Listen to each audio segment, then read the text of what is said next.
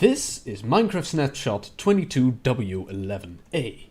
And this right here, this is my Froglight Farm. It's a very easy and fairly cheap Froglight farm that produces about 120 stacks of Froglights per hour.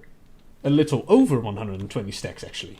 For those who don't know, Froglights are the new light sources added in 1.19. And the way you obtain these lights is really weird. The way you get Froglights is when a frog eats a tiny magma cube, a tiny one. Do it. There we go.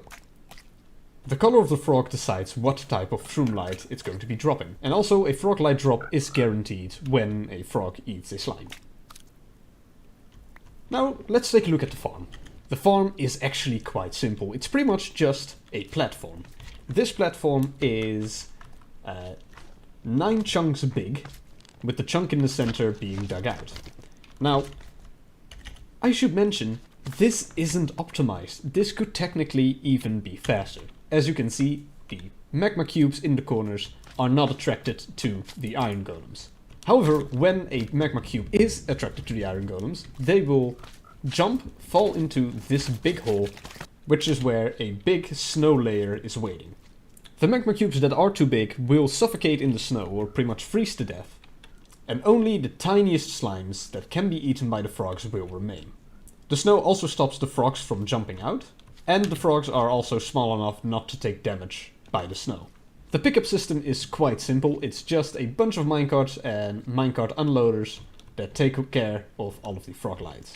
And there's a sorting system at the bottom. Now I will admit there are some issues with the farm. The first one is that the magma cubes aren't always aggravated by the iron golems. As you can see, when they're at the edge or when they're in the corners, they are not, and they will jump around for a while. This of course is solvable, and with a yield of 120 stacks of Froglights an hour, I don't really feel like that would be a problem. What however could be a problem is sometimes, very rarely, one of the magma cubes will be able to attack an iron golem. Of course, this is a fight that the iron golem will win. However, on the long run, technically it's possible for an iron golem to die. This of course is easy enough to fix.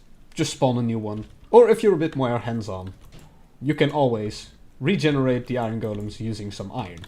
Also, these ones apparently haven't taken damage, and that one I hit on purpose to proof of point.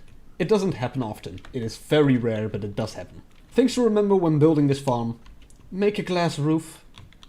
You know, if you don't make a glass roof, you're gonna be in trouble. Guests spawn, you don't want that. Also, make sure to have at least 3 blocks in between this, because otherwise magma cubes won't spawn. Even though baby cubes can live in 1 block, they can't spawn there. Nor can they spawn in 2 blocks, you really need the full 3 block space. Last but not least, don't forget the AFK platform. Kind of important. And if Froglights aren't reason enough to run this farm, it also produces magma cream. I mean, not a lot, but, you know. And that would do it. Now, if you guys want like a world download or more of a tutorial, just, you know, subscribe.